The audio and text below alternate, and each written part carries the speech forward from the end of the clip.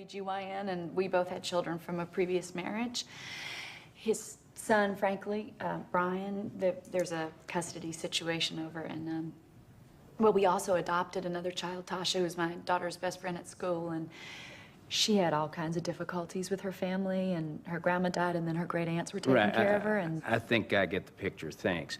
And now that they're getting older, I gather you're ready to take on a little bit more? As long as the hours are flexible. The hours are flexible. Great, because that means a lot to me, too, so to be able to do both is incredible. Tell me, what do you know about managed care? Well, I believe it's a new kind of medical insurance. An HMO, Health Maintenance Organization, is a group that contracts with medical facilities, physicians, employers, sometimes even individual patients to provide medical care. Essentially, we insert a layer of management between the physician and the patient to let them both make more responsible decisions. That's a lot like what I did at Beaumont. I really like that work. I have to say, I mean, I think it ensures that patients are getting the kind of care they deserve, and it's very rare that Last they actually... year, Dr. Peeno, corporations providing employee benefits saw their costs rise by 39%. Right. Wow. Now, that was for the third year in a row.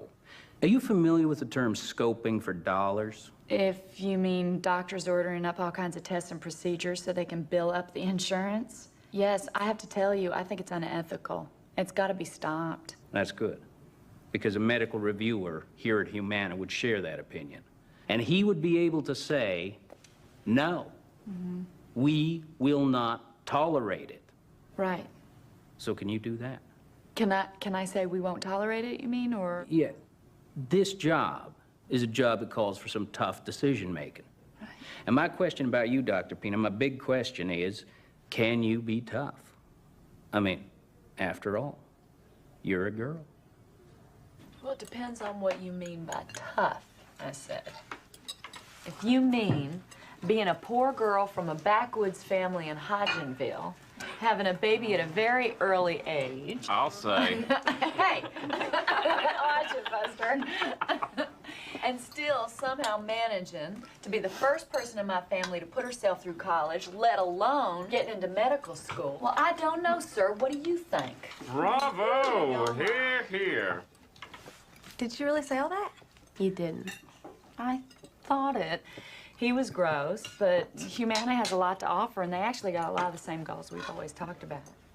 Absolutely. You're right. I should have said something. I'm really glad you got the job, Mom. I think it'd be great for you to get back to work in a place where you can use more of your medical training, Ilene. Right? We're all gonna have to make a big adjustment around here. I'm gonna need y'all's help. Because, you know, Brian, just maybe have to make your own bed. I think that's pushing it a little too far. Well, with your mom bringing an extra $50 an hour, I think we can all afford to sacrifice.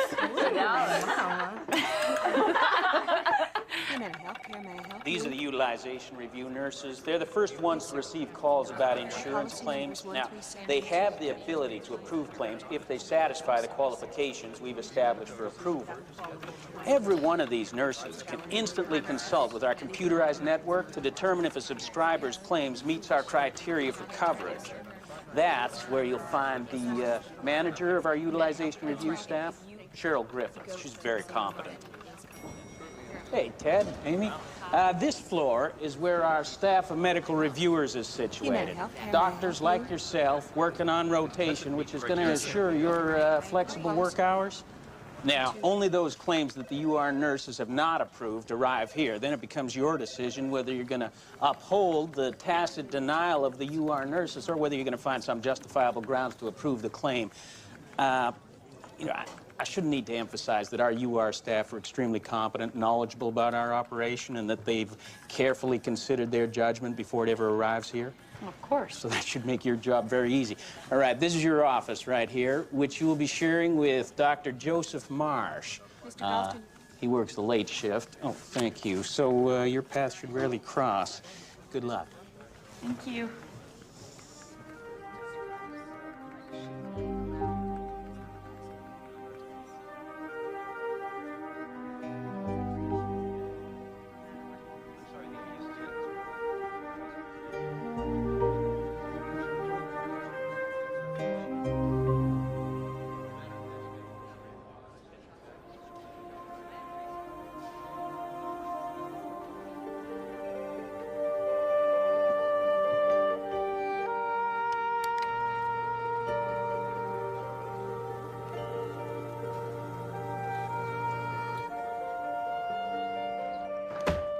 Yes, I'm following up on the patient Danny Ottawa.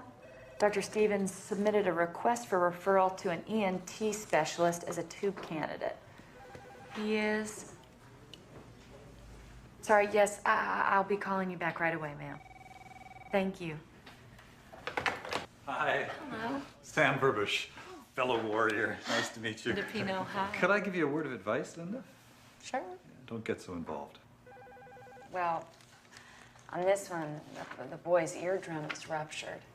I know you're a doctor too, and that's your training, but it's not what we're here to do. I mean, you're not that little boy's PCP, PCP? I'm sorry. primary care physician. It's a network term, Linda. Hi, Avery Principal. Yeah, it's coming into widespread use in the managed care industry. And if I may, we're very leery of the inner ear tubes just because they've been so overprescribed. Oh, is that right? Every person who has a claim has a story to tell. We just got to keep reminding ourselves what we're here to do. Which is? Stopping physicians from duping their patients into submitting to unnecessary procedures and passing the costs on to us. No, but I understand, believe me. Nice to meet you. Good luck. Bye-bye. Thank you, gentlemen. Bye. Nice meeting you.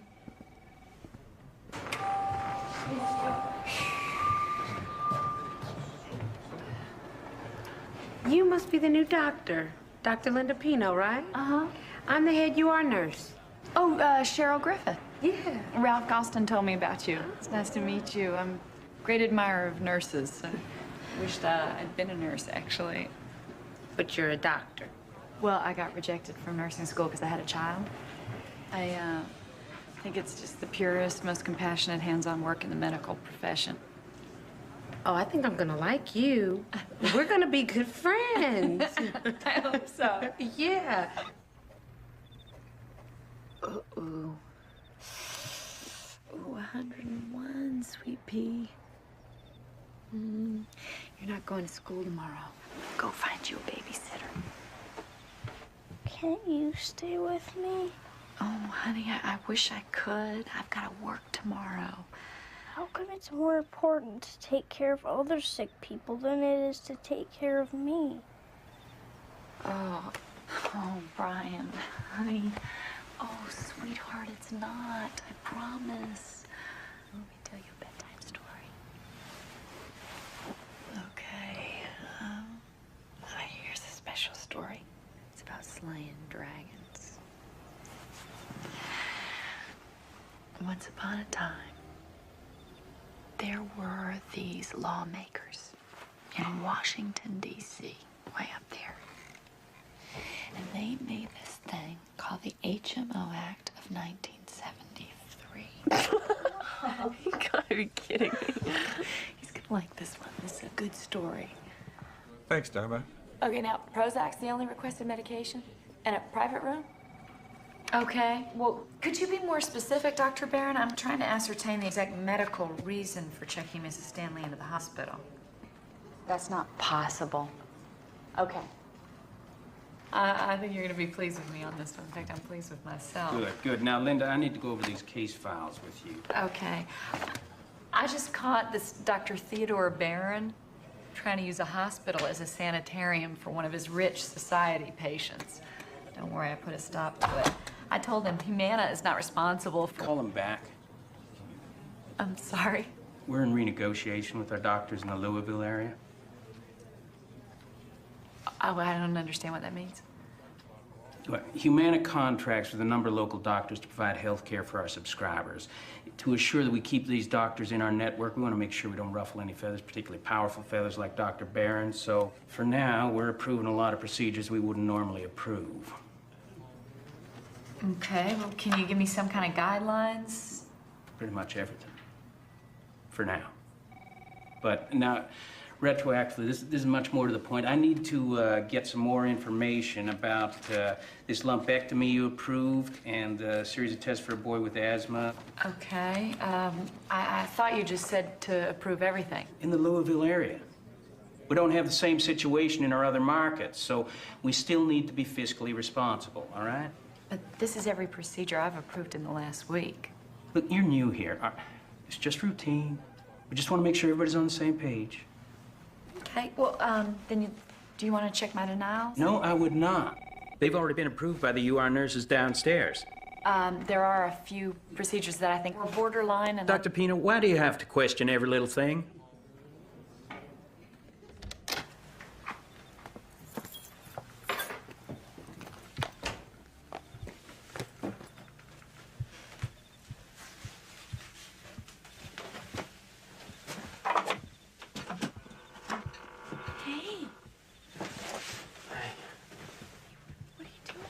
The lawyer said that no judge in Kentucky would grant custody to a father who's married to someone that worked 60 hours a week.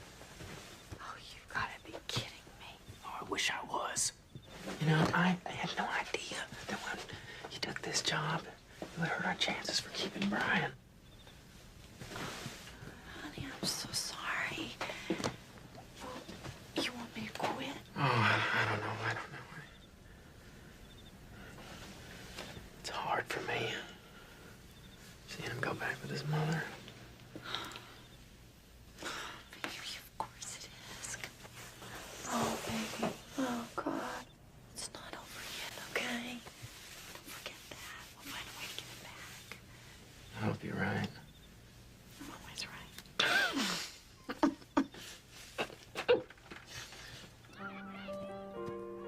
Children listen to people's voices.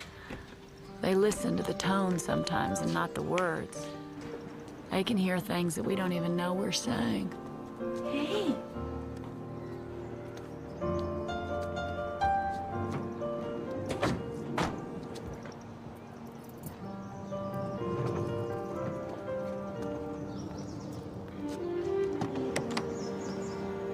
Hey. You know how excited your mom's gonna be when she sees you? This is really hard, huh? Uh-huh. I know. We all love you so much. And we'll be thinking about you every second while you're gone. Okay? And I want you to hold on to something for me, okay, while you're gone? One of these right here? Mm-mm. Oh, no, Brian. Oh, no. You're gonna have to take me with you. I'm totally stuck. Help me, Brian. Oh, thank goodness you're here.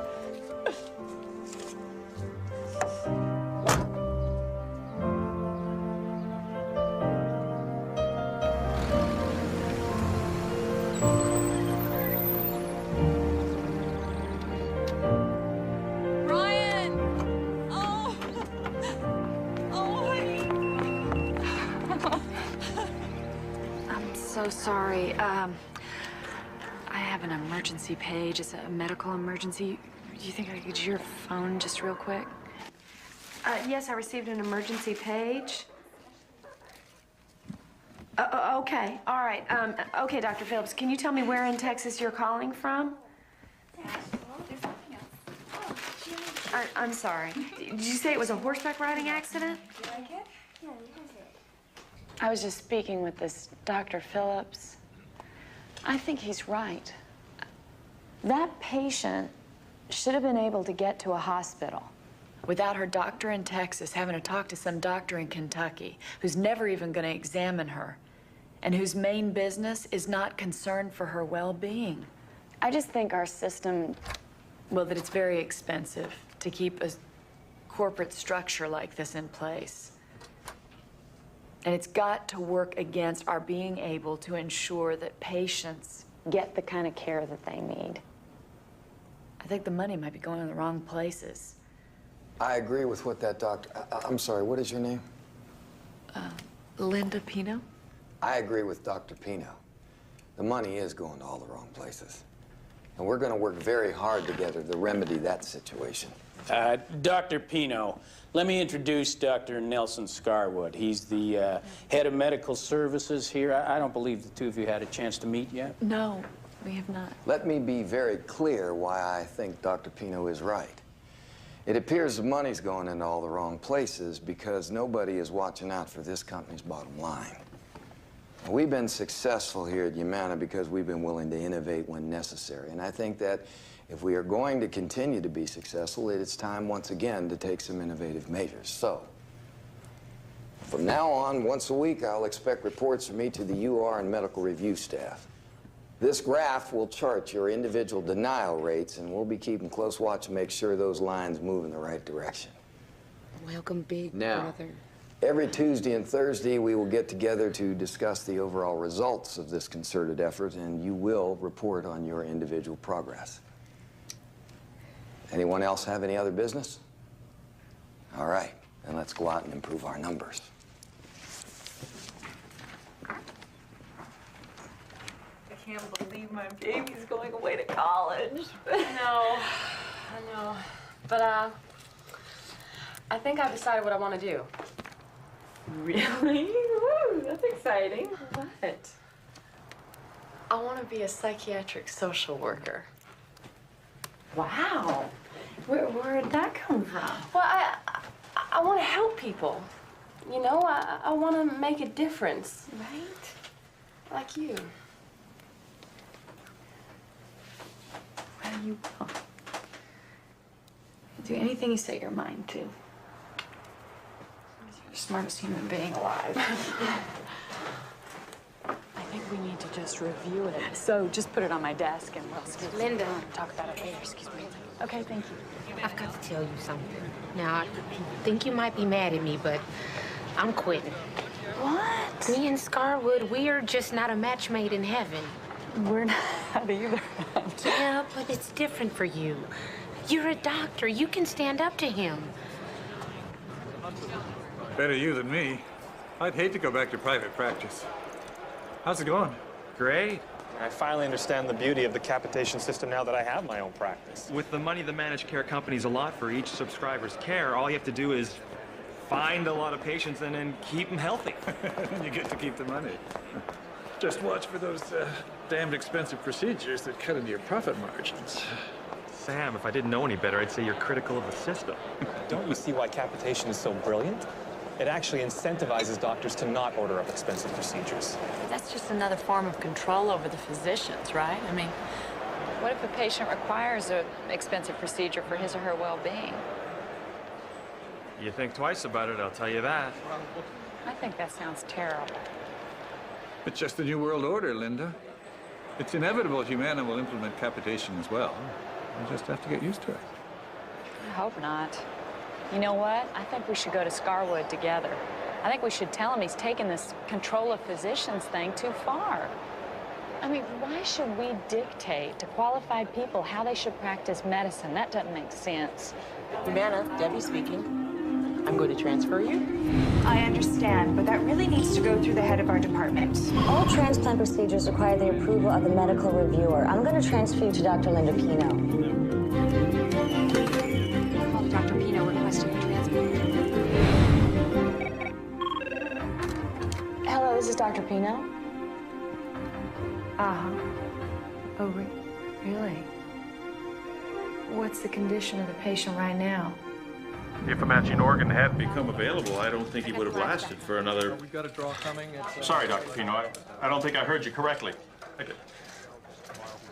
You can't possibly be questioning this transplant on the basis of a medical necessity. We need approval for this quickly, please.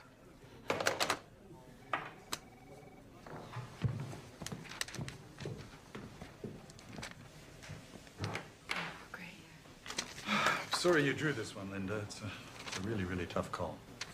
Doctor's ready to operate right now. You know this is one of the most expensive procedures in modern medicine. I'm aware of that. What's the big powwow? A member patient from Reno. He's on the list for a donor heart. And they found one. I got the call. I passed it on to Dr. Peeno. He's been helicoptered to Los Angeles. He's on the table waiting for the transplant. Are there any alternatives? Death.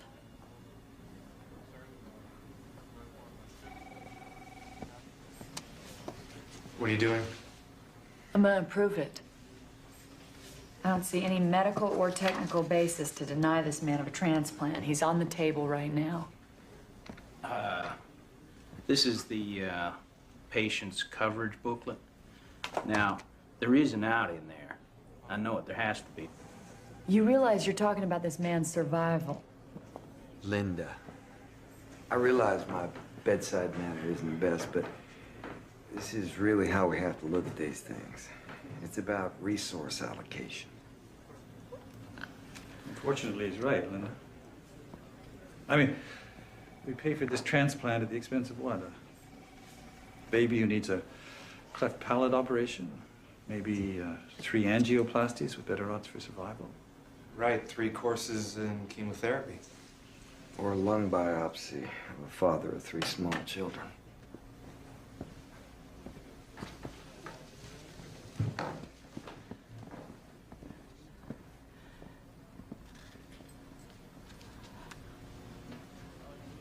I'll be next door if you need me.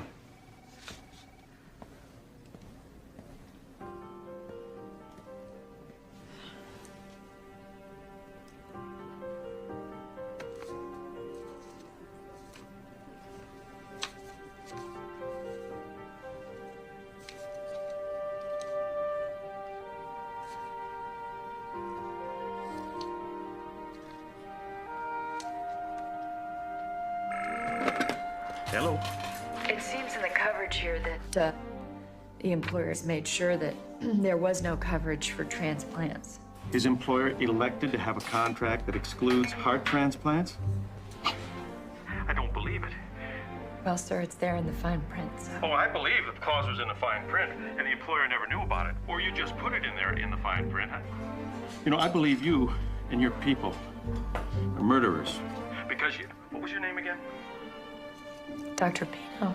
You just served a death sentence, Dr. Peeno, on a man whose life I could have saved. You might as well have just walked into this hospital and pulled the plug on his ventilator with your own 2 hands, Dr. Peeno!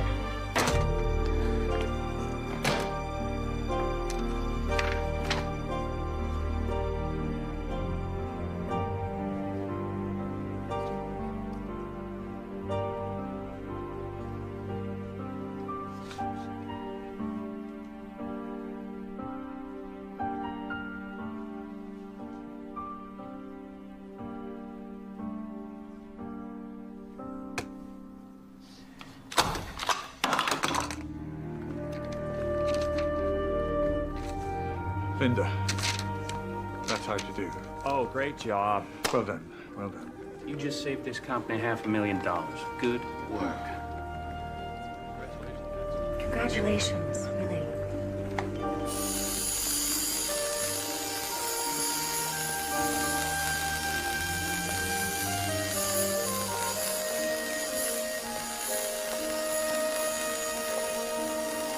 Evening, Dr. Peeno. So, what do you think? I don't know much about sculpture myself. I guess I don't either, George. Well, Mr. Cherry chose it. You know, I'm no art connoisseur, but can you believe this thing cost the company $480,000? I saw the bill. Excuse me, Dr. Peeno. Hey, how much longer are you gonna be?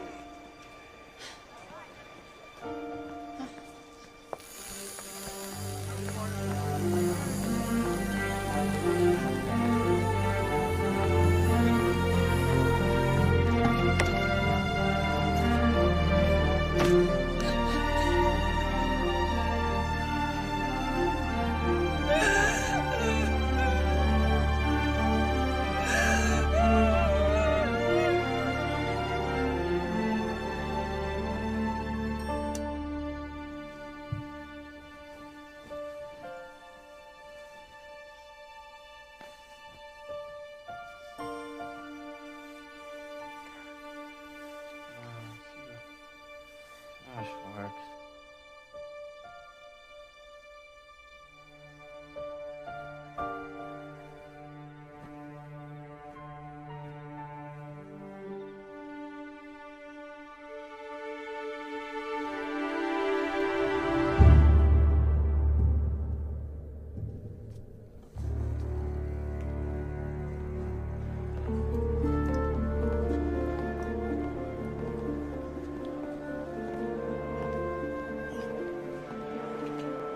Linda, there's something we wanted to say. About the other day, the heart transplant.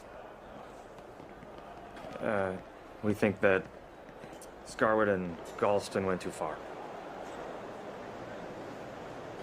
You both congratulated me. Will you support me if I say something to Scarwood today? Yeah. Yeah, we will. Great. Here's where we were, and here's where we are now. You can see that your numbers are up, that you guys are toeing the line, and we are going to show you how much we appreciate that. Now, does anybody have any business before I announce our latest, greatest coup? Dr. Peeno. Well, actually, it's Dr. Verbush and Dr. Principal as well, not just me. Gentlemen, what is it? We wanted to discuss with you this Actually, Dr. case. Scarwood. We just wanted to say how pleased we are with the way things are going. Well then, this should double your pleasure. Yesterday, Humana purchased a medical plan out of Miami, Florida, home of America's largest retirement community. Now, member premiums are due next week, and these people are known for paying on time, which means an upsurge in cash flow right off the bat. But that's not the best part. According to our analyst, a significant number of these members are due to expire. That is, they're going to die really rather quickly, leaving us with Cash in hand and no patients to spend it on. absolutely no illnesses, no medication, no expensive procedures to impair our bottom line. Dr. Peeno, where you going? Dr. Peeno, this meeting's not over. Please take your seat. If you go out that door, you do it for good.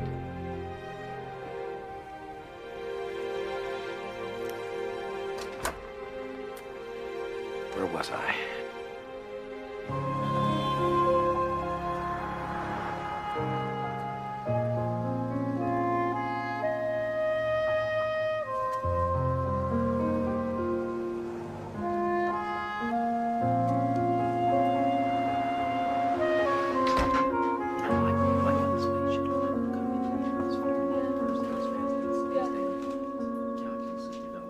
These objects moving in space is buried.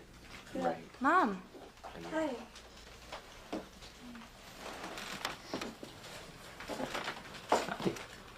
What's up, Pix? Well, gang, Christmas is gonna be a little slim this year. Well, do you mind filling us in there, Dr. Scrooge? I think I quit my job. Yeah. Mom, what happened? I couldn't lie to myself anymore. That system is unethical to its core, and I couldn't be the one keep making excuses for it. The whole system? I thought you said there were some good things about it. I did. And there are good things, but they're not practicing them. Couldn't you have stayed to fight for what you thought was right, Mom? Hey, wait a second. Can I get a little support here? Can I talk to you for a second, please?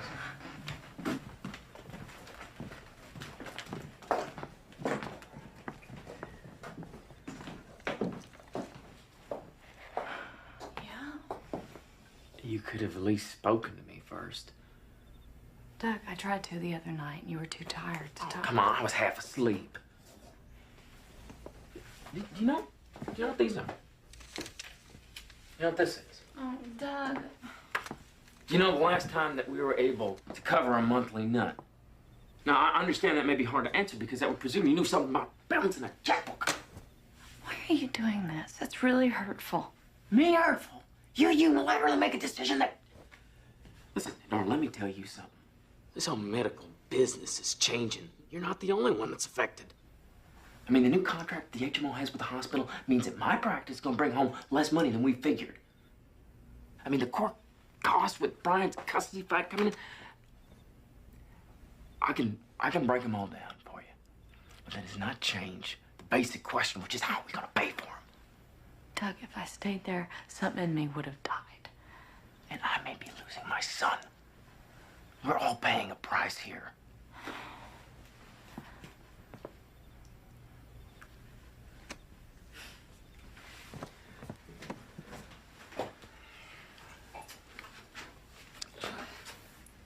Look,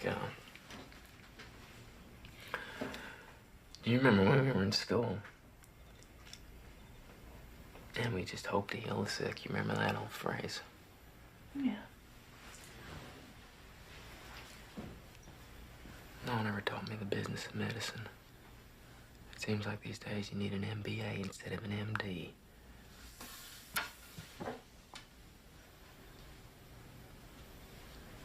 Find another job, Pix.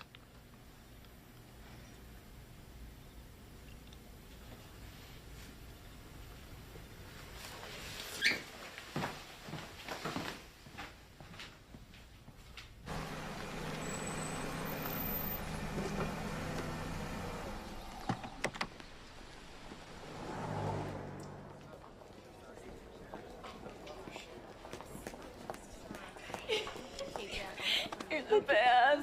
I can't believe you recommended me. Who else would I recommend? And you're the head of your department. That means that nobody's breathing down your neck telling you your denial rate sucks. Talk to him about all my concerns. I mean, things I will devoutly not do from experience. Oh, thanks.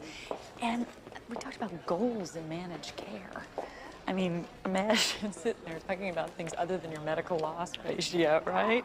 Well, Dr. Gershon wants to meet you personally. So let me grab my things and we'll go over to the hospital. During one's life, a person may try on several voices. There might come a moment when you think you found your true voice. This is so funny, you know? I mean, just being back at Beaumont, you know, this is my alma mater. Really? Yeah, I'd be here for a business meeting. They didn't tell me when I interviewed at Brothers that they own this hospital. Yeah, well, they own 3. And at least you'll be surrounded by friends. Right? Instead of guiding health care for Earthlings from Mars. Yeah, he came over for a birth. I don't know. We could probably run into Doug right now. How are you two doing? Good. You know, I think he's happy I found this new job. I won't blow it. No, it's not possible. Yes. We're ready now. Okay. Hey, Cleopatra. Ladies, this is Dr. Linda Peeno. She's our new medical director here at Brothers. And in case you're wondering, yes, she is married to him. The famous Dr. Doug Peeno. Mr. Charming. Thanks, ladies. Nice meeting you. We're gonna go down here. What was it, Cleopatra? Cleopatra, Queen of Denial. Ooh, because you deny procedures? Did that hurt your feelings? No, I know the difference between acting responsibly and acting out of greed. I just constantly check myself and make sure I don't cross the line. You know how to not cross the line. Yeah, well. Refreshing. You know what? You are early for your meeting, so why don't you come with me on my rounds? Oh. So let's go this way. She's bringing him in now, okay? Mm-hmm. Thanks. You do realize there's a length of stay restriction in her policy? She has to be checked out by noon tomorrow.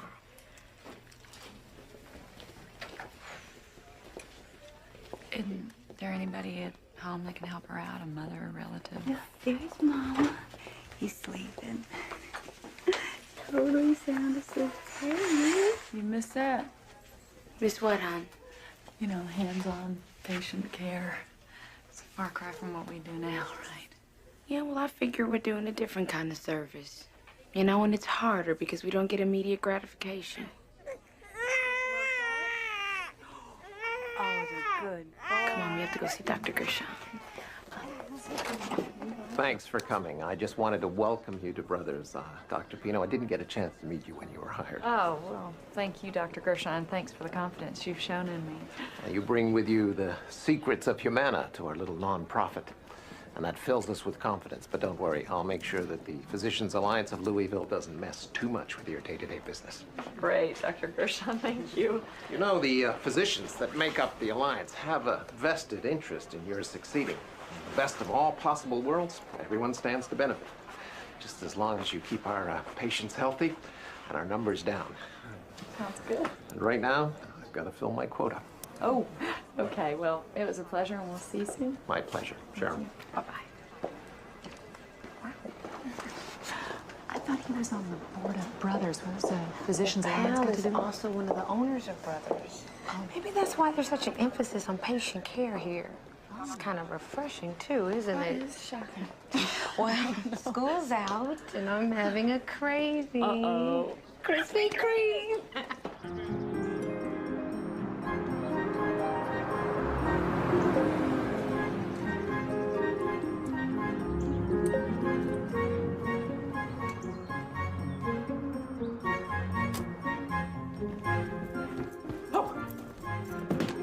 got him. We got him. We got him. We got him. We won. We got custody. We got him. He's coming home. I can't believe it. Are you kidding me? They called you?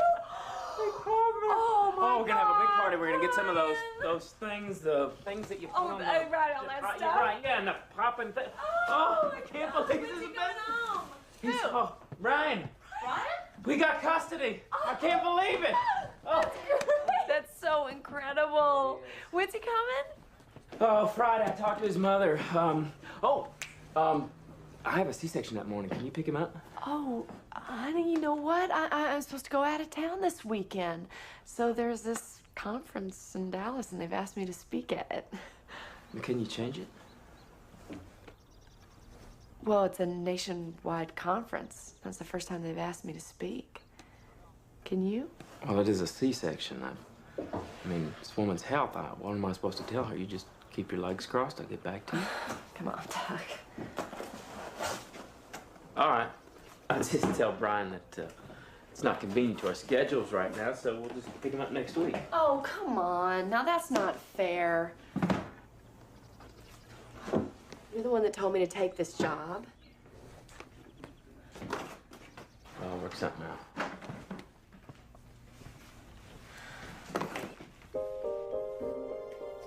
It's been my experience that during the transition phases in one's life, a person sometimes tries out a certain voice just to see how it fits or how other people react to it. Into the 20th century. Please welcome Dr. Linda Peeno.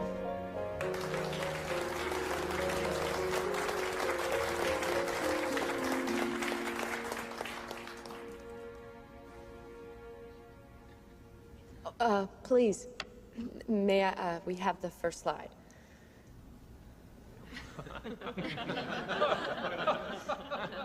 This is a military situation map. As you can see, the enemy is out there in droves. Tens of thousands of them. Old school doctors with a sense of entitlement using and abusing the fee-for-service system. They're digging in their heels, my fellow managed care industry professionals. Their troops are entrenched. But their weakness is that they're locked into an obsolete mode of combat. So, we have to be like the little army that could. We have to think of ourselves in this industry as the bold, brave 101st Air Defense Artillery Battalion. Now, this unit's mission is to launch a no-holds-barred assault on their prepayment penalty mindset and their blank check mentality, to which they are clinging for dear life in their trenches and in their foxholes.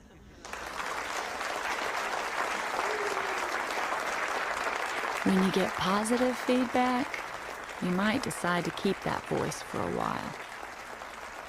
Even if a little niggling voice creeps in and starts to question you. I don't know what to call it. The voice of reason? Sorry I missed you. I wanted to tell you about my speech, but I think I got a little too crazy about this military analogy. It started sounding like Dr. Scarwood or something. It was a little bit creepy. Anyway, I wanted to hear your voice and tell you I missed you. So I'll be home tomorrow. Okay. Love you. Tell everybody hi. Bye.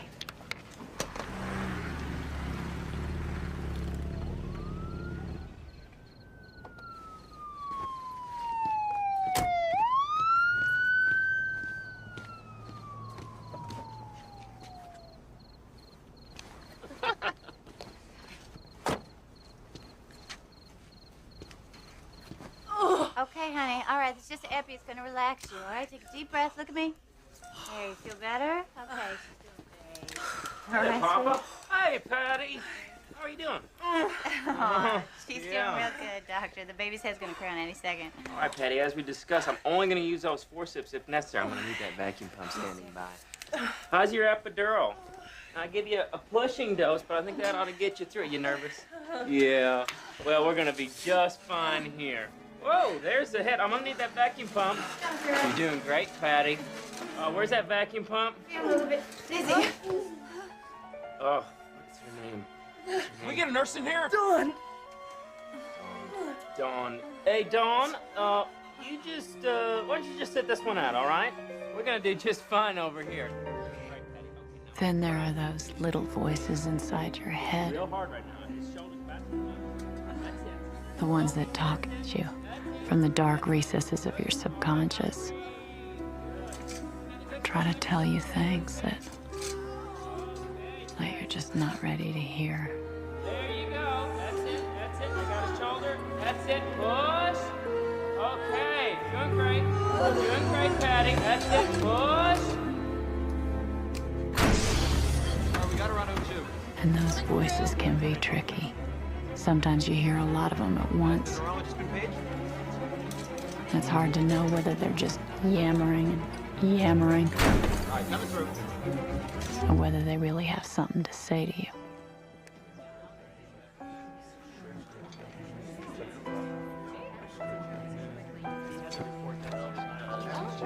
Sorry, I'm so late. Excuse me, everybody. I just got back from Dallas and I had to go see Doug at the hospital.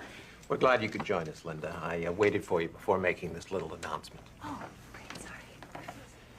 It seems that the parent company in Minnesota has decided to do an analysis. And after finding out that the Brothers of Louisville is losing vast sums of money and generating nothing but red ink, they have decided to make some changes on the way things are run around here. I'd like to introduce Andrew McCullough, your new executive director.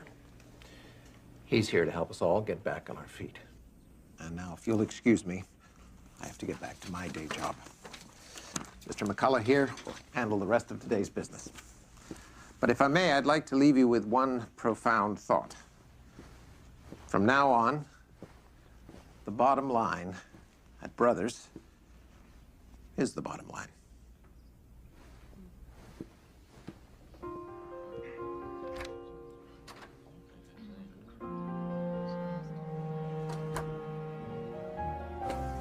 Stabilized.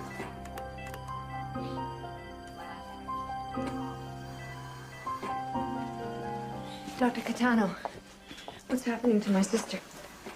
Well, we're not sure, but we think she's having a series of catastrophic strokes. She's only 31 years old. It is rare, but it's not unheard of. Young people do have strokes. Oh, my God. Dawn? Let's extubate her. Sweetheart? Excuse me. Deflate the cuff. Okay, let's... What's happening? Dawn? Check her ABGs. Let's prepare the O2 mask. Honey? What is it, sweetie?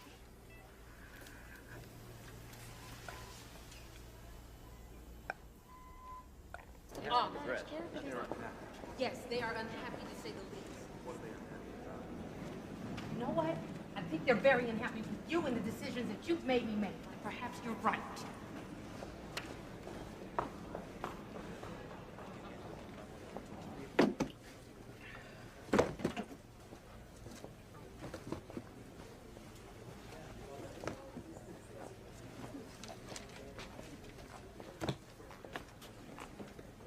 Oh, boy. Is there anything I can say to change your mind? No. I can't quit. Doug and I just bought a new house. I know you have responsibilities. Our expenses are adding up, and Brianna going off to college soon. I made her a promise. I told her that I would speak my mind and I wouldn't run away. Linda, you should stay. You should stay and be the one ray of sunlight in this darkening forest. I don't know if I can do that. And maybe I'll figure out a way to make it work. Do you remember a nurse over at Beaumont named Dawn DeBose? Doug might. Why would happen? This poor thing had a major stroke at only 31.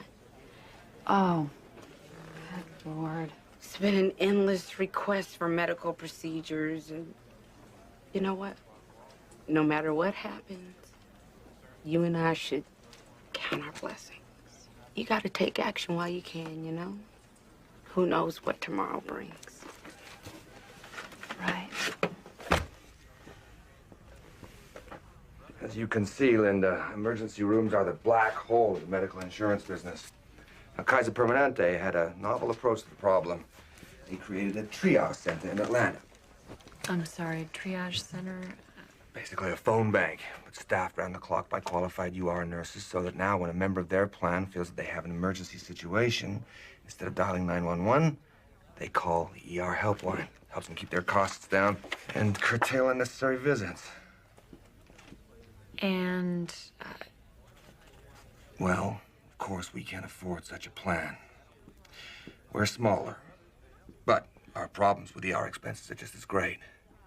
We have to find a way to keep costs down. Now, I understand that you are an excellent piece of manpower. Sorry, woman power. And underutilized. And I think that you are the one to help us solve this problem. That is the ER caseload.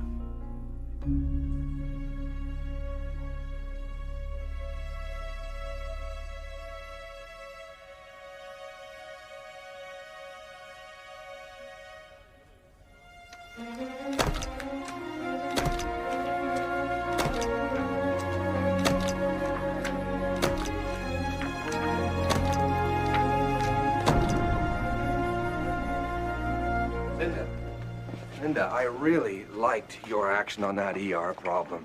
100% denial? I didn't think you had it in you. well, it was a legitimate solution. I wouldn't have done it if I thought we were cheating anyone. Anyway, we have an appeal process, as you know, so if they have a legitimate claim, they'll call and protest. Well, I'm glad you came up with a solution. Maybe you can help this company make some money.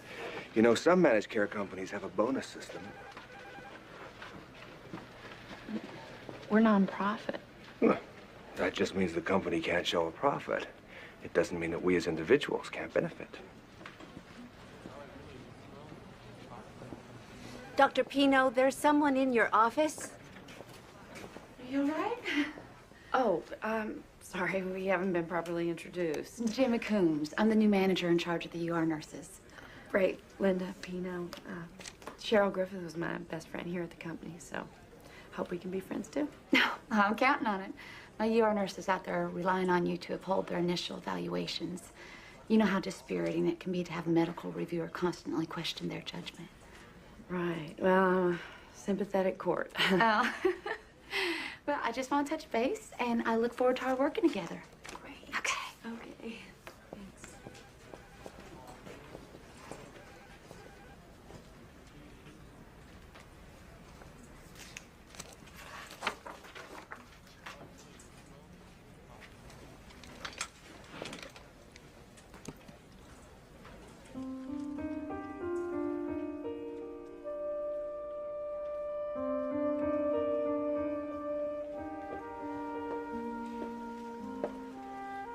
What a tragedy. Right. I looked over her chart. I guess she came out of her coma, but with massive damage. The prognosis is awful with any kind of brainstem incident. Linda, what I'm going to say to you now, I'm saying as your colleague. I'm on your board of directors at Brothers, and with all the changes that the company's going through, well, we're in a bit of a tough spot, but I'm comforted knowing that we're both operating out of the same self-interest. Self-interest? This is a terrible situation. Terrible for everyone involved. But you and me, we are responsible for the company's well-being. I'm sorry. The company's well-being. And in the interest of the company's well-being, you've got to find a way to get this patient out of this hospital. Whether or not she needs to stay here longer for her own well-being. Her doctors have done everything they can for her, Linda. The damage is too catastrophic. She's very strong. I mean, she may go on fighting for, well, for God knows how long. What I'm saying... What you're saying is the company gains could be obliterated by a situation like this. An indefinite hospital stay by a desperately sick individual could hurt our medical loss ratio, right? No. I'm saying that we might consider other ways in which we could allocate our resources. By finding somebody who has a greater chance benefiting. I know, but who can really make that judgment? Huh? God? Because maybe instead of me finding some technicality to dismiss her on, he'll just do us a favor and take her off our hands.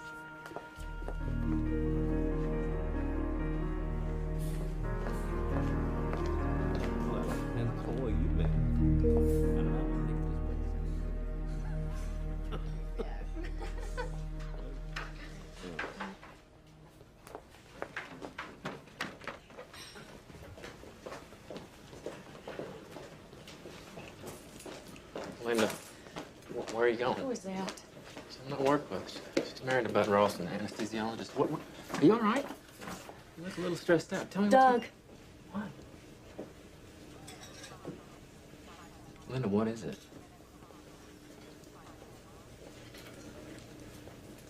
I'm sorry, I just saw that nurse that collapsed. Right, yeah, don't do both, yeah. I ran into that Gershon, you know him? Yeah, I know who that is. He's the executive director of PAL. I'm here all over again. Hey, how did that happen? It's supposed to be a nonprofit, and they have doctors supposed to be caring for patients or owning the insurance companies. They have to limit patient care to make a profit, and I don't know how I got here again. I don't think we should go there. What? I don't think we can afford your virtue.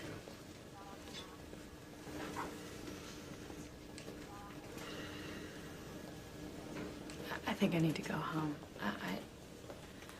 Okay, I'll talk to you later. And then after we reviewed this, that's quite all right. Edward, this is Phil Decker. Good news. We're getting Dawn Dubose to the Beaumont. Oh, great. They think she may be a candidate for rehabilitation. Well, you know, she's regained her eye and mouth movement, so hopefully with new technology. Our doctors requested Shady Oaks, but we have a contract with St. Peter. Well, I'll review it and let you know. I've already advised them that Brothers will only pay for St. Peter. We get a discount with St. Peter. Well, you should have deferred to me on that one, Gemma. Well, it's not a medical decision.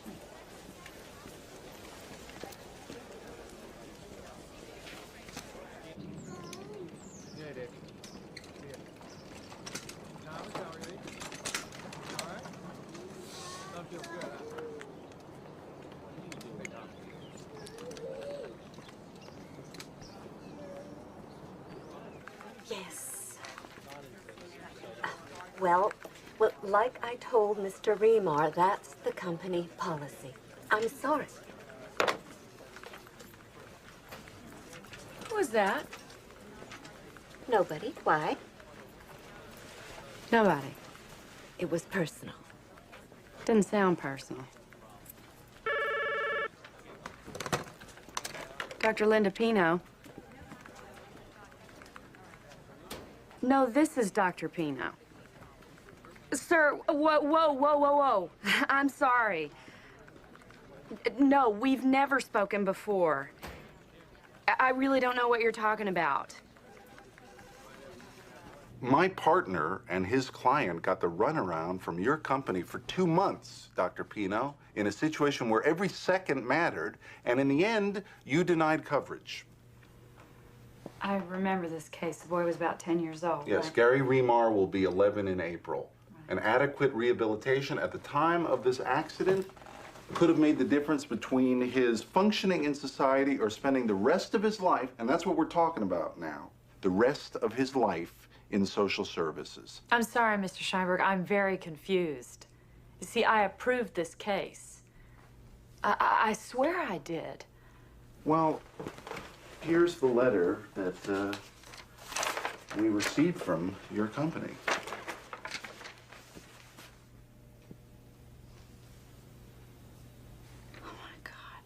This is outrageous. This is denied after I'd approved it by Gemma Coombs.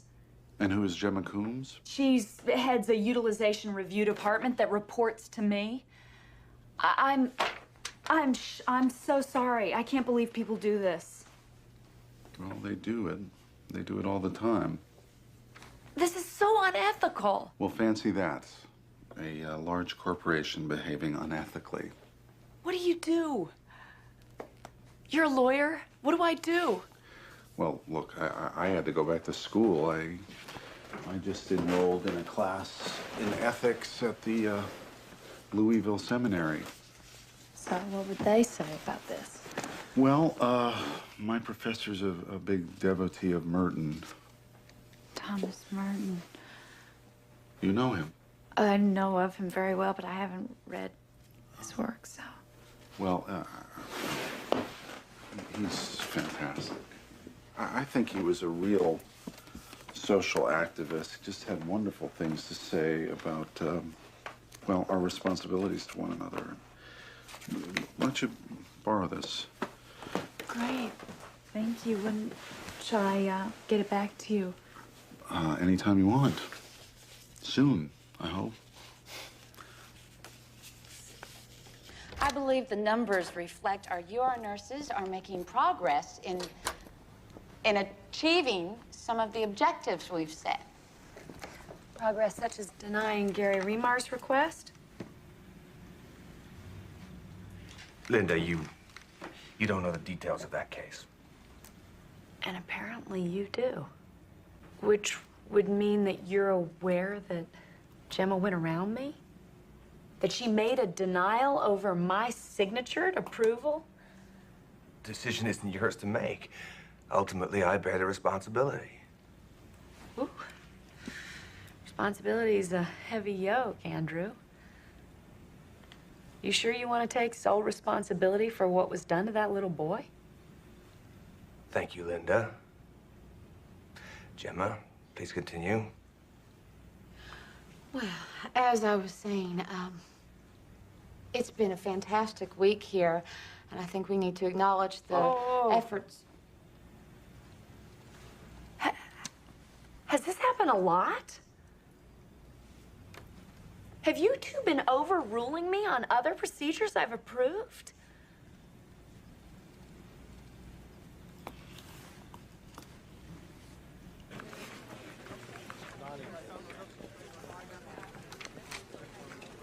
Oh, Dr. Peeno, like it or not, we have to work together. It's clear we have different philosophies about our work. I think it's important to at least understand each other. Now, we were trained in the medical profession, but we are now involved in a business. You seem to resist that fact. I don't think it serves the company. That's why, as head of the UR nurses, I acted as I did on the Remar case. Well, I appreciate your candor, Miss Combs. I really do. So, to further our efforts to understand one another, let me be clear with you, okay?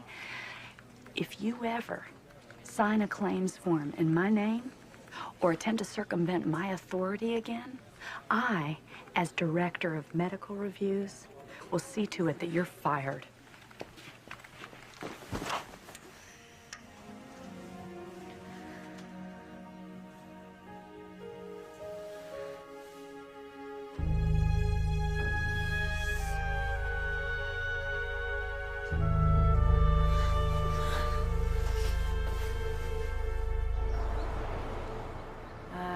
No matter how much sleep I lose over this.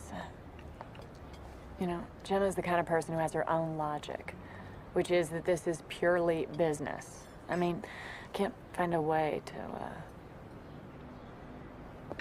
make decisions I don't believe in. Who knows what effect you'll have if you keep saying what you believe in. From the sound of it, you've already put the fear of God into your secretary. Yeah, but those are just words, right? I mean, how do you put it into action? And I'm just terrified that if I leave, I'll be haunted by the thought that I could have helped even one person. Well, Heschel said, I can remember the quote, speech has power, and few realize that words do not fade. What starts out as a sound ends as a deed.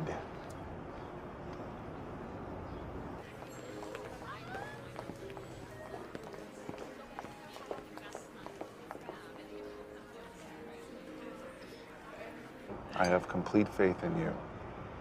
You're going to put words into action, and I want to be there to see it. I want to be in your life when you... Hello? Hey.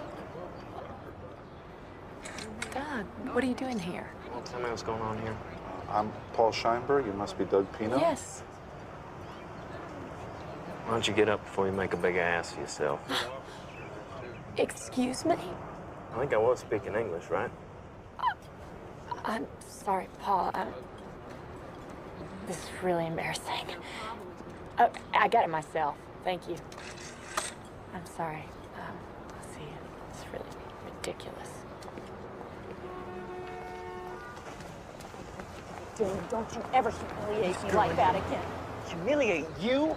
Are you kidding me? Linda, you tell me, are you screwing him? What are you talking about? Of course I didn't. I know that something is going on there. I know that look between you two. Oh, really? Yeah, really. Why, Doug? Because you've had it with a couple of your nurses? What is that bullshit? Tell me what's really going on here. You're not turning this around back onto me, Linda. I'm not the one hanging out with another man. We were talking. We were talking to each other. I talked to him, and he listened to me, okay? Something you are obviously incapable of.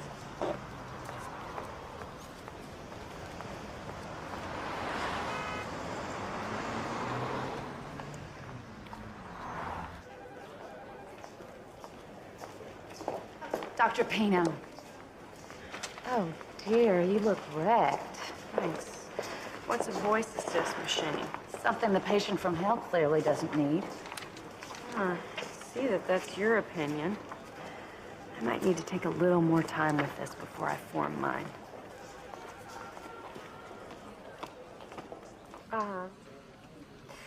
Well, you know, it would be helpful, Dr. Catano, if you could describe to me exactly how this voice assist machine works. The machine has a stored vocabulary of 2,750 words, Dawn. And if we're able to purchase one, it can be programmed to learn your particular word patterns. This is the speech synthesizer. Let's try something simple to start, okay? I'm just gonna move your head, honey, okay? There you go. Atta girl.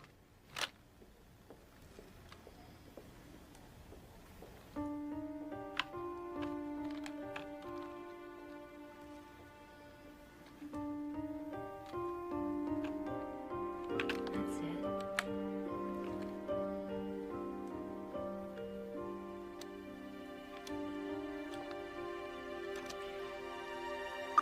I can talk. Yes, you can. Well done.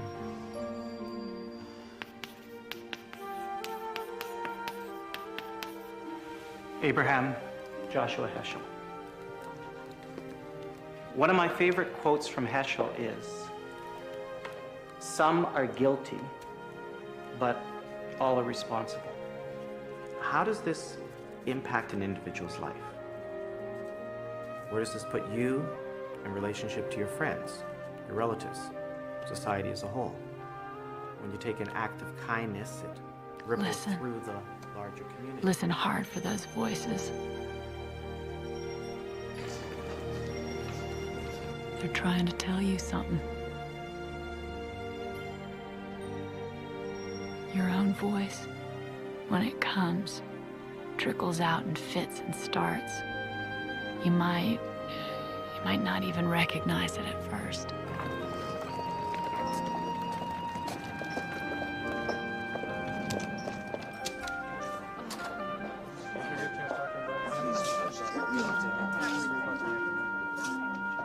Morning.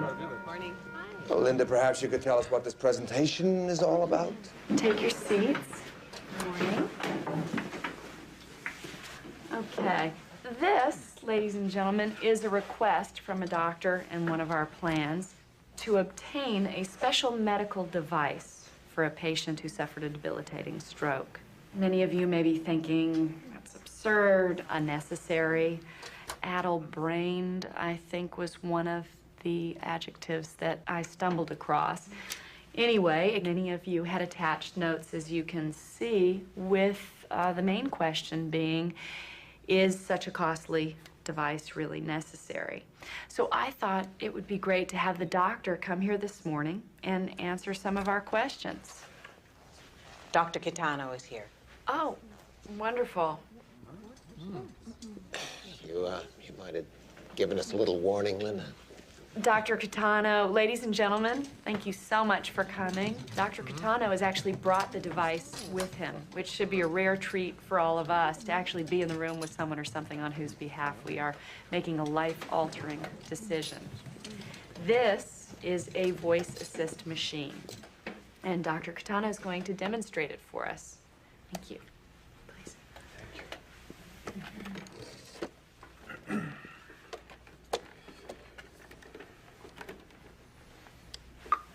This could be the voice of Dawn Dubose.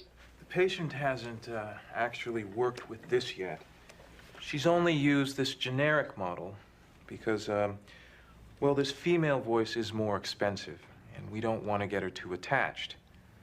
But as you can imagine, it would mean a lot to her to have it. Thank you. Any questions for Dr. Kitano? What's the matter, people? Have you all lost your voices? Well, since Dawn is trying to get hers, and we did have a lot of questions when the request first came in, maybe I should go ahead and start with the most important one for us here, which is, how can this machine save us money? Of course. Since her stroke, Dawn's been mute. She has no way of communicating her needs, which she understands better than anyone. We'll be able to avoid costly hospital visits, prescribe medication, identify certain conditions before they become progressive. All if Dawn has the means of communicating better with us. I'm sorry, I just don't see what's so important about a voice. Well, that's not surprising, Gemma, considering the note that you actually attached to Dawn's request. I have it right here, and it says, and I quote, "Approve this and it will be your last." Really appreciate that kind of support. Really do. In fact, you hold on to that little token of my esteem. Thank you, Dr. Kitano.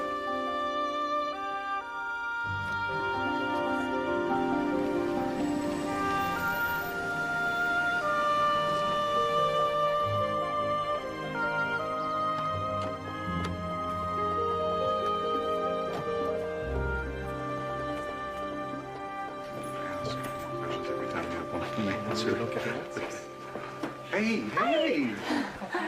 I'm sorry I didn't tell you that I was leaving, but you took off kind of quickly the other day. So. I have so much to tell you. So much has happened. Tell me. So, remember when you told me to turn speech into action? Yes. I think I did. I no longer work at Brothers. What do you mean? What happened? I approved Dawn's voice machine. Oh, that's fantastic. How great. Congratulations. So you took a stance. That must have been terrifying. How do you feel? Yeah, it was terrifying, and, I feel amazing. I'll bet. Congratulations, really. I'm very proud of you. Very proud of you. What's the matter? Doug came to the office the other day, and apologized for how embarrassingly he behaved. Good. And he said all the right things. Told me he'd support me if I quit my job, be there for me. Well, that's important. You have his support. But he didn't mean it. He said it because he was afraid of losing me. I mean, I waited our whole relationship for him to say those things, and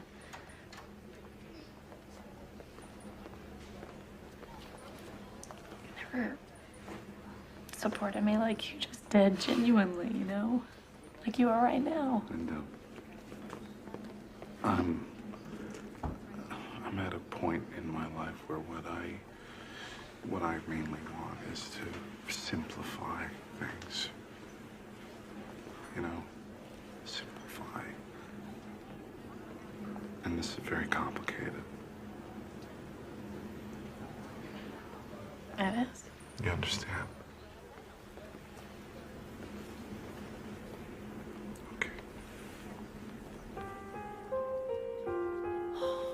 It is very hard when you're first learning to use a new voice.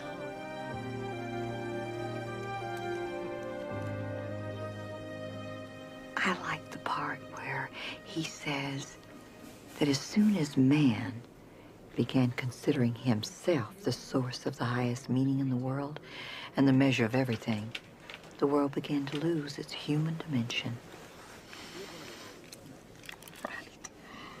Sister Mary Rhodes. Rhodey. Rhodey. I'm a nun with the Sisters of Loretta. Oh, uh-huh. We're a progressive order trying to save the world. Right.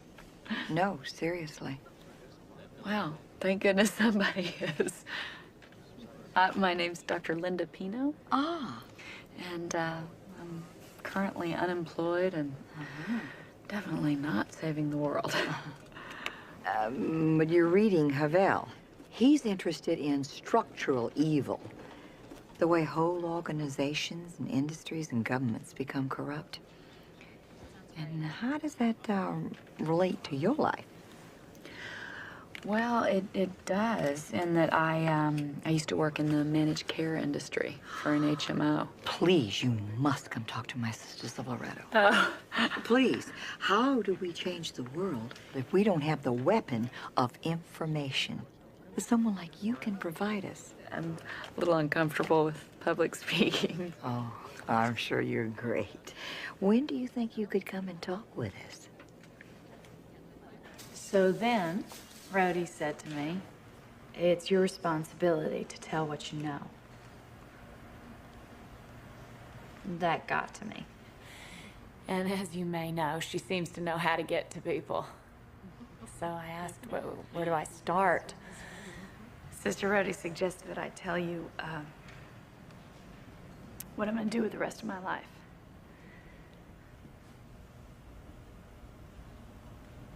I don't know what I'm going to do with my life. I feel like I'm having my 40 days in the desert right now.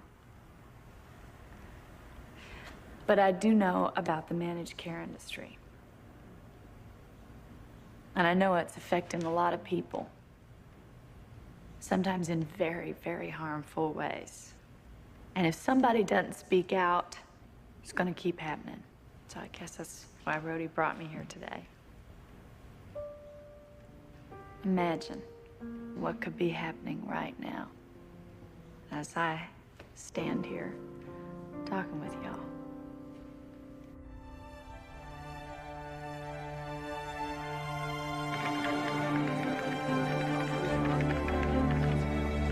You say his fever's at 104? I don't think an ambulance is necessary, but I'm going to send you to an emergency room. Oh, I've never heard of that hospital. Well, my husband knows the city a little bit better, but he's working the night shift. That's the only hospital I can send James to in your area, Mrs. Adams. Okay, just a second. Scottish Rite Children's Medical Center. I'm not too good with directions, ma'am. I'll just give you the phone number and you can call them yourself. How is he? Are you okay?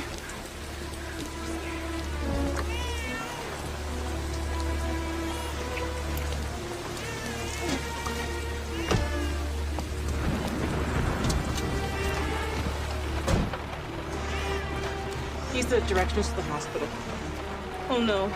James, hurry. It's way up north, almost 50 miles away. I don't care, just go there.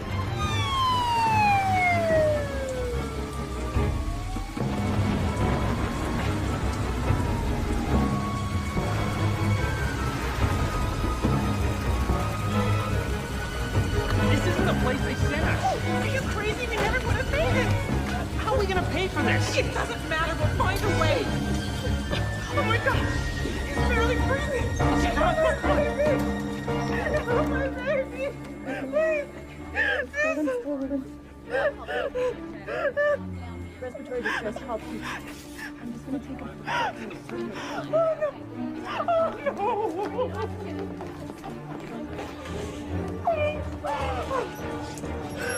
You're gonna call Blue. Bring in oxygen. Yeah, I got CVs.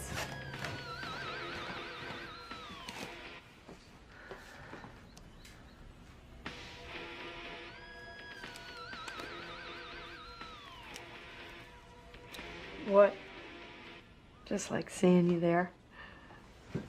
Getting to watch you grow up. Mom? Yeah, here I come.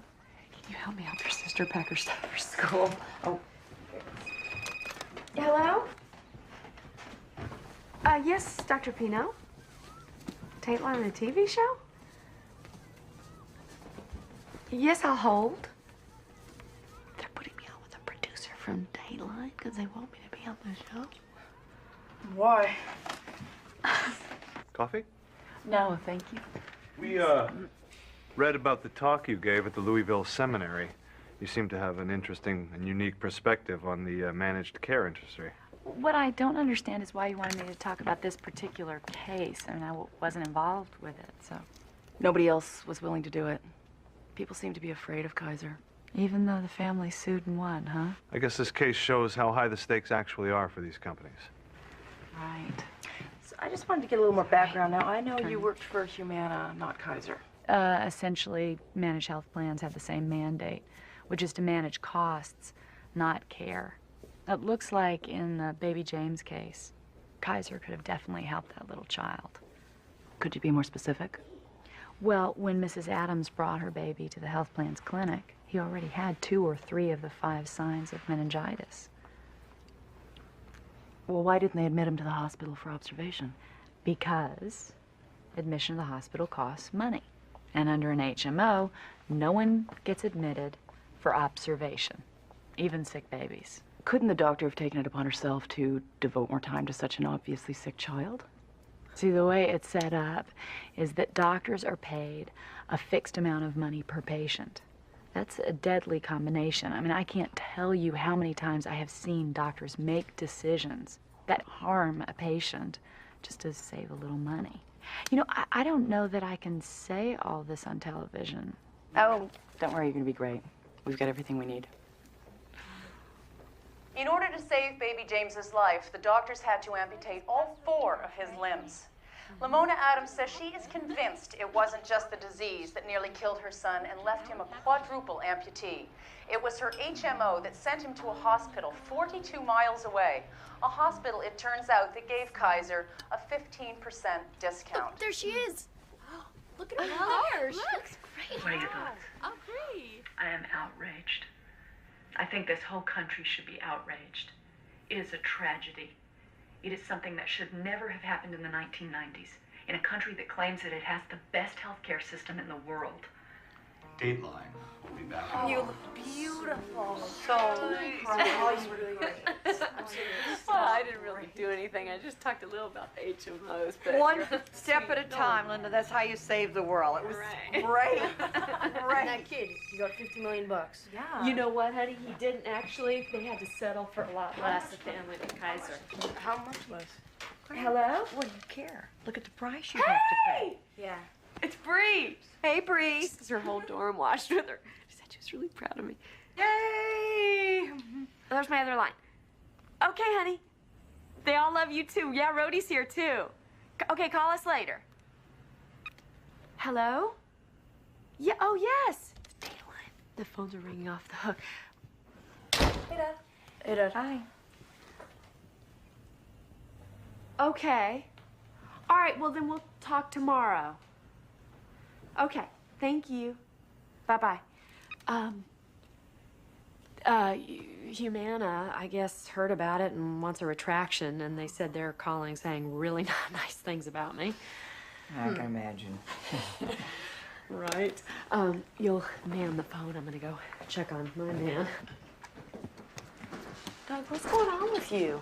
I mean, you said you were gonna come home and watch the show with us, and... Well, sometimes work takes precedent. You know, you've been going all over talking about this stuff since you quit your last job. I have not once asked you to tone it down. All right. So what happened?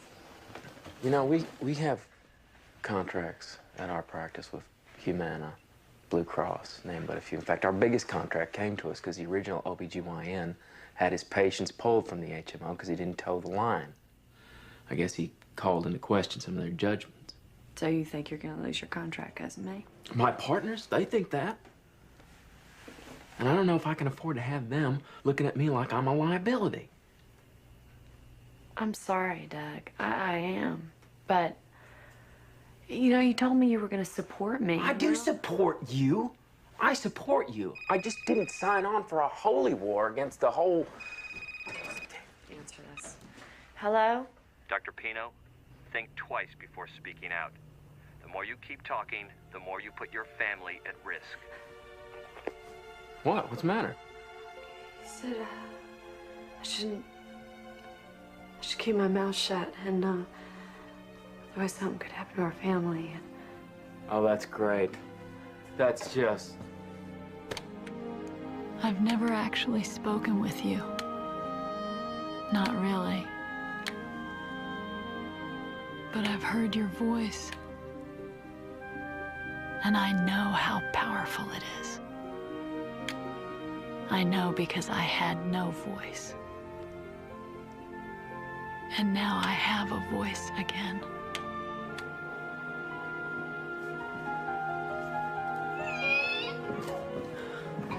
How's Daddy's little angel today? Oh, are you okay? Here you go, honey. I missed you so much. Daddy's going to get the mail. Okay, I'll be right back. Want to go for ice cream later? Yeah? You like that? Oh, look, I got a letter from Aunt Ruthie.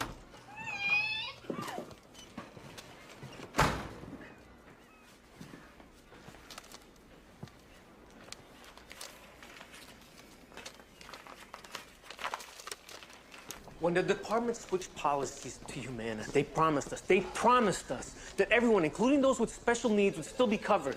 I know that, Mark. They told me that they were going to put Caitlin into a state-of-the-art case management program, that she would get better care than under the old plan.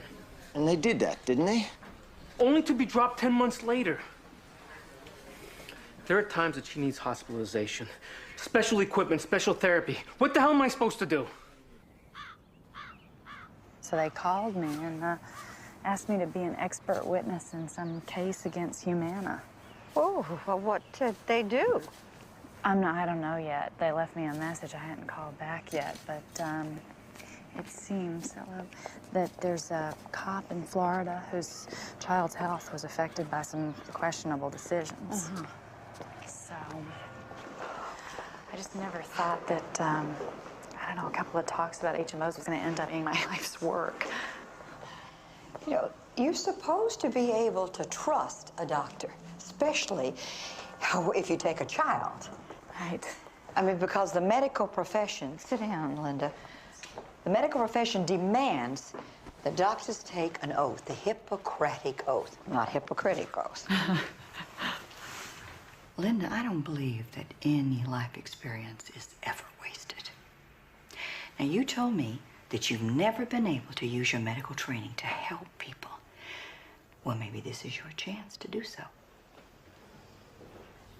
Okay, Mr. Leopold. Ted, well, I sure do hope I can help the Chips. I don't know if I can. Uh-huh. Okay. All right, well, good. So you have a safe journey in, then. Okay. Uh-huh. Sealback Hotel, dining room. Mm-hmm. 9 a.m. Okay. I look forward to it. Please tell me that I didn't just overhear you taking on another case. Tell me that's not true, please.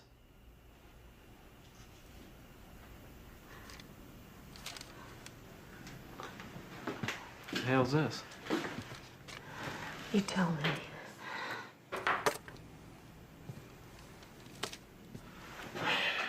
Dear Dr. Peeno, I admire you as a person. That is why I'm sending you this letter. I thought it was important for you to know that your husband has been having an affair with an OB tech here at Beaumont, and I have enclosed a list of times and places he was observed with this young woman.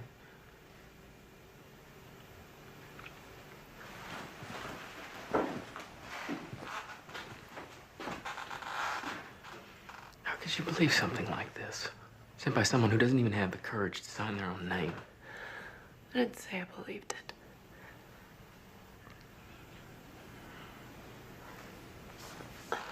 But I'm asking you now if I should. Well, I'm hurt that you would even ask me that question.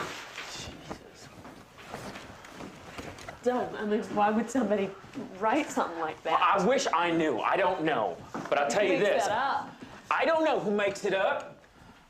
I will make it my life's work, however, to find out who is responsible for this. And if they work at Beaumont, their career is finished. Do you know who this is? Yes. OB Tech So she Mary? works in the maternity ward. Well, then they must have gotten a letter like that, too. Well, what's your point? Maybe we should go to their house. Right? I mean, we should warn them so they don't have to feel the shock we just did. That's a great idea.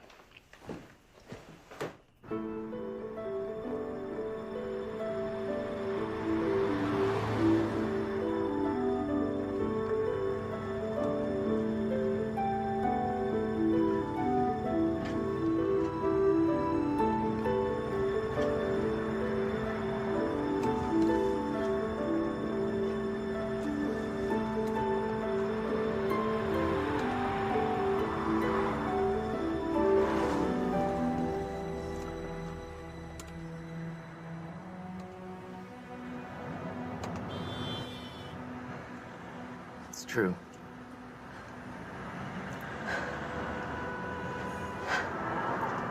It's over. It was a huge mistake.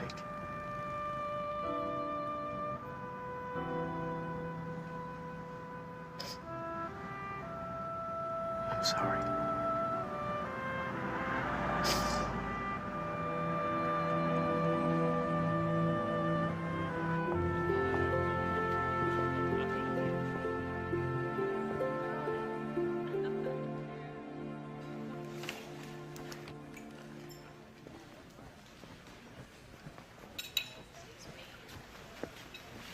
Excuse me.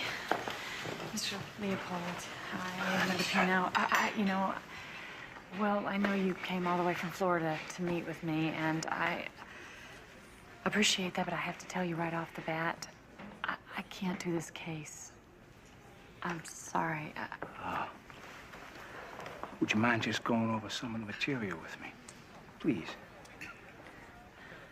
So, right. There were many other very sick children who were dropped by Humana at the same time they dropped Caitlin. Between 25 and 50 of them are chronic, catastrophically ill cases. HMOs hate them because they can't save money on them. So, you think Humana knew when they sold this plan to the West Palm Beach Sheriff's Department that they were going to drop Caitlin? Now, I think they knew they were going to drop some members. But what you have to establish is how they determine which ones. Yeah, well, how can I do that without your help? Mr. Leopold, Dr. Peeno, you are the only one. I have looked everywhere, and you are the only one that knows how these plans work and who's willing to take them on. It's really not a good time for me and my family right now. Please work with me. Please.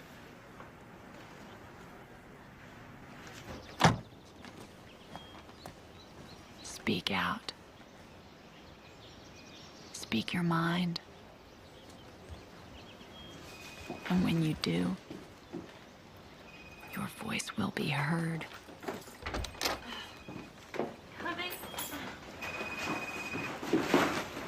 Hello? Oh, grief. Hey! Hey! Oh, honey, I didn't expect you till tomorrow. No, I decided to come a day early. Beautiful. No. I wanted a chance for us to talk about stuff. Well, good, honey. I want to talk to you about anything. Okay. You want something Mom, to drink? No, Mom. What's wrong? If you testify in this trial, it's gonna ruin Dad's practice. Whoa.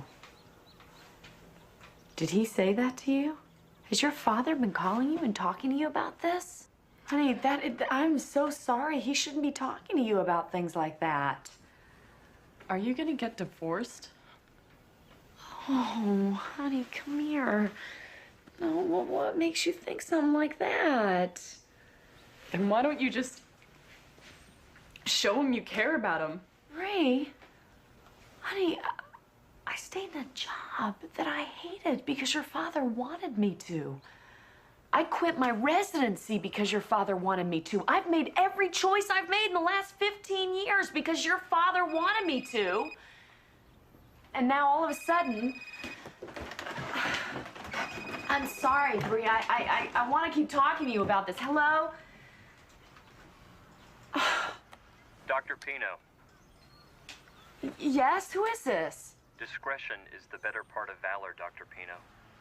If you can remember that, then I know we can too. We have a lot of information about your husband's affairs.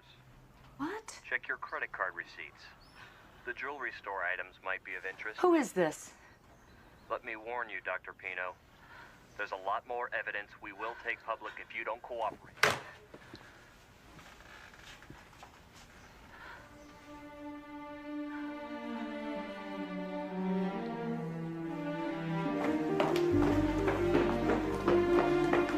Oh, Sally, you know where my husband is?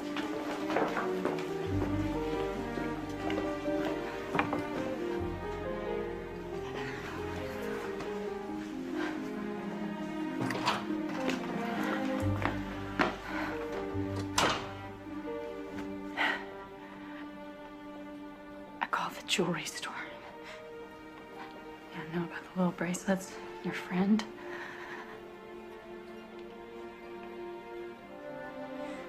You said it was over.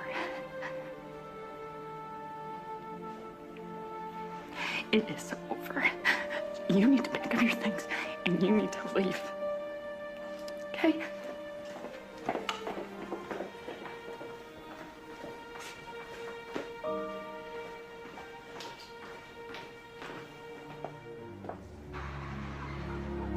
Let me be. I got it. I'll say. Hey, why don't you go say goodbye to your mom? I'll get the rest. Come on. Okay. Hey. Need another hug.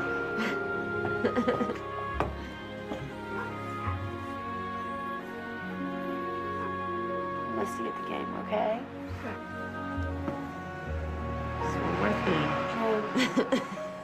Don't fall downstairs. Come on, please. Oh, stop. Oh, this No, is you're bad not. one. This is the worst one yet, Mom, Brian. please.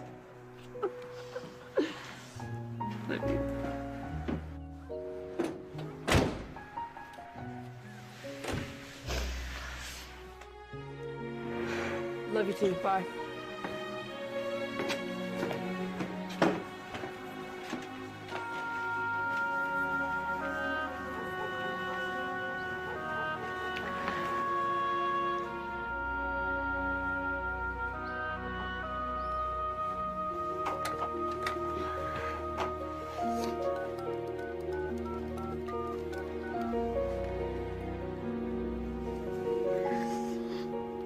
Hello, Mr. Leopold. Hi, it's Linda Peeno calling you.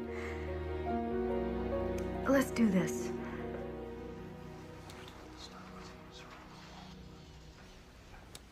Have you been engaged to give any clinical opinions in this case with regard to the care and treatment of Caitlin Chips?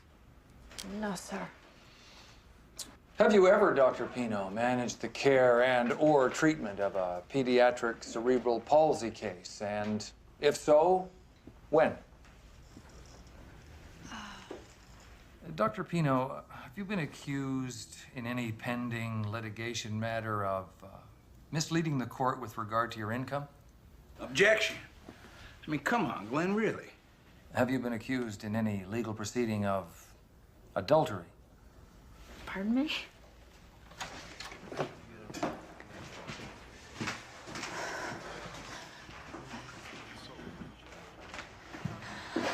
knew they were gonna attack my credibility, but I didn't know it would be so personal. Money's very personal to these guys. That has nothing to do with this. That's crazy.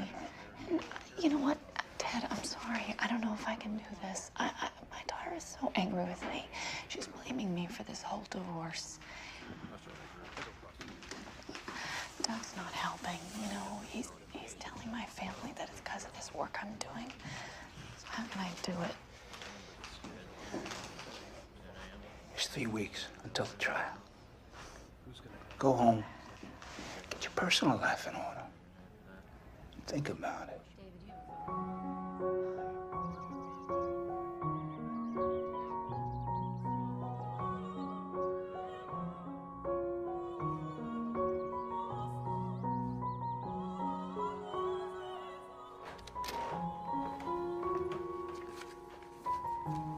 Hey. Hi. How's it going? I just came by to see how you were. Mel?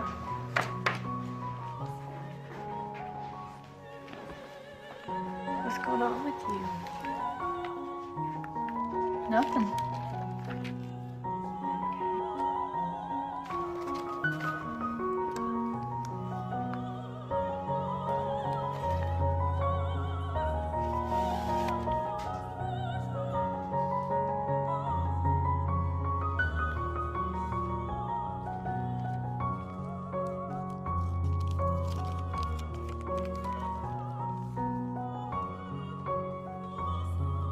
Dr. Peeno, I've been searching for the words to express how important this voice is that you gave me. And the reason I have a voice is because you spoke for me when I was confined by silence. There are many things I once took for granted that I'll never do again. But I can still think a thought and cause a sound to reverberate in the world that conveys an approximate meaning. You may have wondered, what is the value of a voice?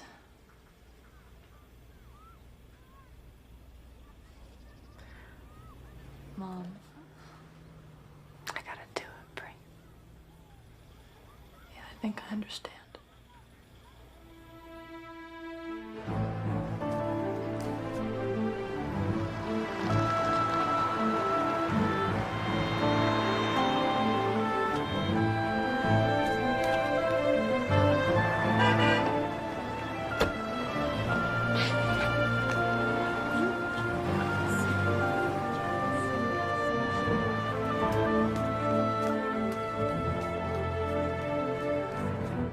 Dr. Peeno, I'd like to go to 1995. I'd like to show you what is already in evidence as plaintiff's exhibit number 176. May we see the exhibit, please? Here's a memo talking about paying financial bonuses to case managers and physician advisors. This is a memorandum from whom? The Humana Home Office. And what is it about? Reduction of hospital bed days. Hospital stays are the most costly aspect of any health plan's activities. Sometime later in 1997, there was a decision made about some patients who were in Humana's case management program. Was there a decision that came along with this document that affected Caitlin Chips? Well, the whole case management process was being overhauled. The focus was on keeping in patients from whom the most savings could be extracted. Can we see slide 0193, please? Can you tell us what we're looking at here, Dr. Peeno? Yes, sir. Across the top, you'll see congestive heart failure, diabetes, ESRD, which is end-stage renal disease, and PADOS for neonatal care. This is a calculation of the amount of savings by managing each of those conditions. I think the most important figure is the one down there that is highlighted in yellow, which reads, it generates $78.5 million of savings by focusing on those conditions. Dr. Peeno, in order for Humana to save so much money in Region 1, the Florida region, what did they have to do to the Caitlin Chipses? What did they have to do to the Raul Solaranes and the Andrew Yanezes and the rest of the 31 you mentioned earlier?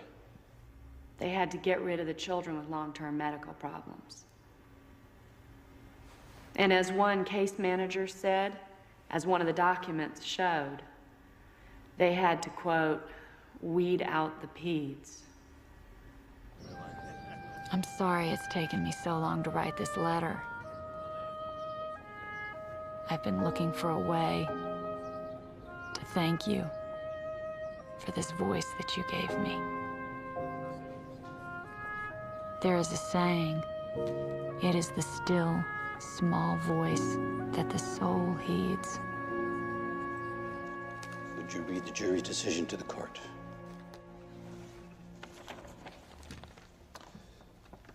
In the Circuit Court of the 15th Judicial Circuit in and for Palm Beach County, Florida, case number CL96-423-AE. Verdict number 1. What is the amount of compensatory damages sustained by Mark Chips individually and for the use and benefit of Caitlin Chips for breach of contract? $28,763. Verdict number 2. What is the total amount of punitive damages to be assessed against defendant Humana Health Insurance Company? $78,500,000. So say we all. Hi.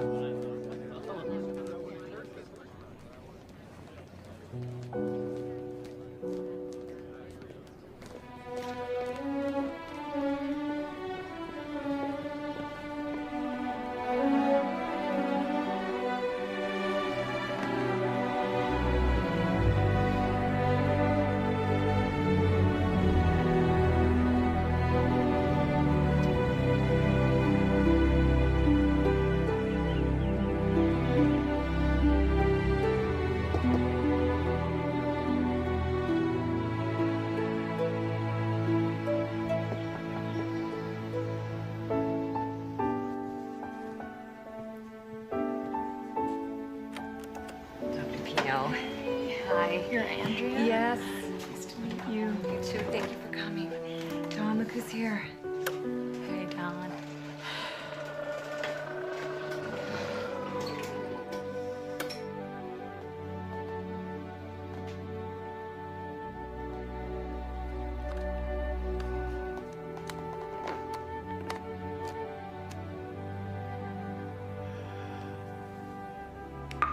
Please take a seat.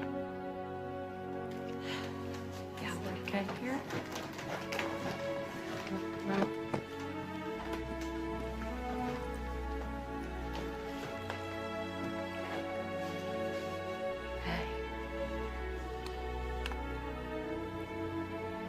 I wanted to say thank you.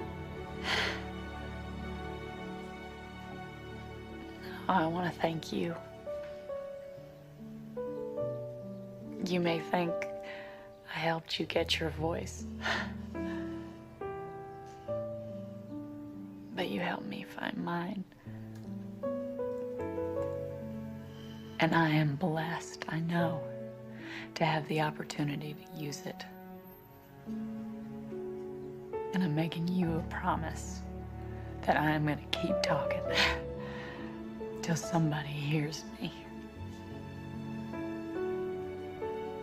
So thank you. Thank you.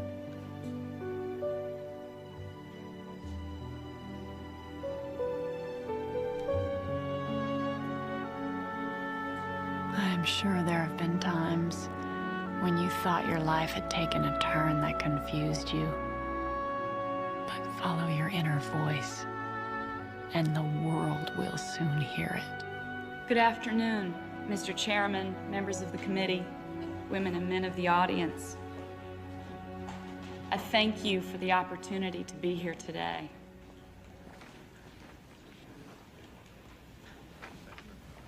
My name is Linda Peeno. I am a former medical reviewer and medical director for 2 different managed care organizations. I wish to begin today by making a public confession. In the spring of 1987, as a physician, I caused the death of a man.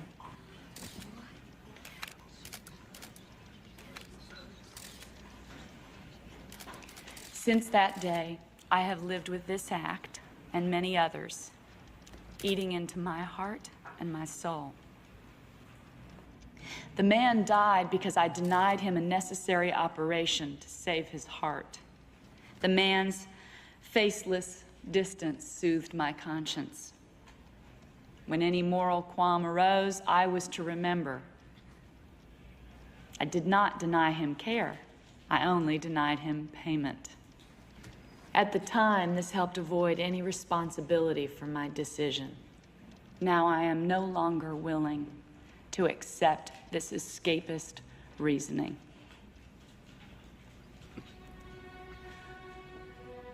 We have enough experience from history to demonstrate the consequences of secretive, unregulated systems that go awry. One can only wonder how much pain, suffering, and death will we have before we have the courage to change our course. Personally, I have decided even one death is too much.